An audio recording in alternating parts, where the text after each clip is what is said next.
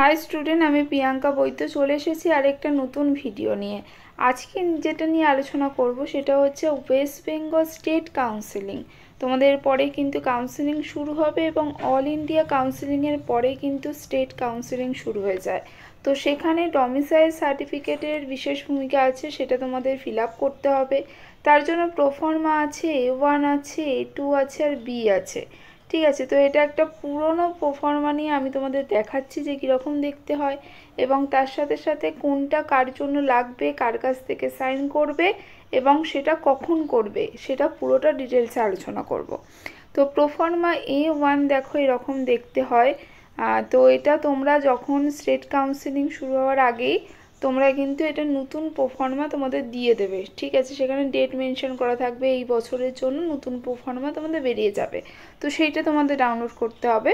এবং A1টা হচ্ছে যারা মেনলি 2-3 বছর ধরে পড়াশোনা করে এবছর যারা ধরো নিটে চান্স পাচ্ছ, মানে ড্রপ দিয়েছো যারা, গ্যাপ দিয়েছো যারা, তাদের জন্য হচ্ছে প্রোফর্মা A1।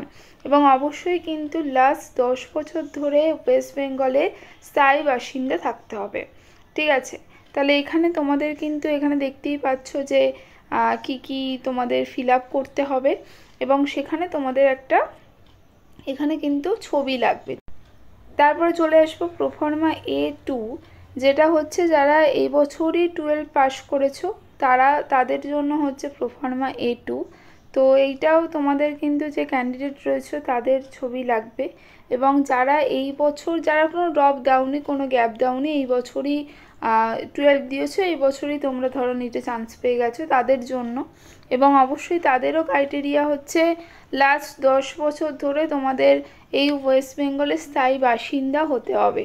ঠিক আছে, আচ্ছা। তারপরে দেখো প্রোফর্মা বি যেটা রয়েছে সেটা হচ্ছে ধরো তোমরা 10-12টা অন্য কোনো স্টেট থেকে পাস করেছো, কিন্তু বাবা মাকে সেই ক্ষেত্রে হচ্ছে এই 10 বছর ধরে, লাস্ট 10 বছর ধরে এই ওয়েস্ট বেঙ্গলের স্থায়ী বাসিন্দা হতে হবে। তো এইটা হচ্ছে কাদের জন্য আমি সেটা বললাম। এবার এই ক্ষেত্রে কিন্তু বাবা মার ছবিটা লাগবে। এবার কার কাছ থেকে তোমাদের সাইন করতে হবে, দেখো প্রোফর্মা A1 আর B এর জন্য তোমরা এখানে অনেকগুলো আমি নাম দিয়েছি, সেখানে যে কোনো কারোর কাছ থেকে তোমরা করতে পারো। সব থেকে সুবিধা হবে বিডিও অফিসে চলে যাবে, সেখান থেকে তোমরা সিগনেচার করে নিয়ে চলে আসবে। এবং যদি বলি যে কখন করবে, সেটা হচ্ছে নতুন প্রোফর্মা বেরোবে তোমাদের 2025-এর জন্য, নতুন প্রোফর্মা বেরোবে, সেই প্রোফর্মা তোমাদের ডাউনলোড করতে হবে এবং তারপরে গিয়ে তোমাদের সিগনেচার করিয়ে আনতে হবে। ঠিক আছে, এগুলো ফিল আপ করে সিগনেচার করিয়ে নিয়ে আসতে হবে। তো তারপরে দেখো যে A2 যেটা রয়েছে, যারা একদম এই বছরই যারা 12 পাস করেছো তারা অবভিয়াসলি কোনো ঝামেলাই নেই তাদের। তারা হচ্ছে যে স্কুল থেকে পাস করেছো সেই স্কুলে চলে যাবে, প্রিন্সিপাল বা হেডমিস্ট্রেস, হ্যাঁ হেডমাস্টার যিনি আছেন তার কাছ থেকে সিগনেচার করে নিয়ে চলে আসবে। এবার একটা কথা বলি যে যারা হচ্ছে এই বিডিও অফিসে বা এই A1 আর B যে প্রোফর্মা যেটা সিগনেচার করতে যাবে, যেখানেই যাও না কেন সিগনেচার করতে, তো সেখানে তোমরা কিন্তু কিছু প্রুফ নিয়ে যাবে যে কি হিসেবে তোমরা যে স্থায়ী বাসিন্দা রয়েছো 10 বছর ধরে ওয়েস্ট বেঙ্গলে, তার জন্য কিন্তু তোমরা যেখানে আছো সেখানকার জমির কাগজপত্র বা যদি তোমরা ভাড়া থেকে থাকো সেখানকার যে রিসিটগুলো হয় সেইগুলো, বার্থ সার্টিফিকেট নিয়ে যাবে, রেশন কার্ড নিয়ে যাবে, Aadhaar card, voter card, PAN card, এগুলো কিন্তু নিয়ে যেতে হবে।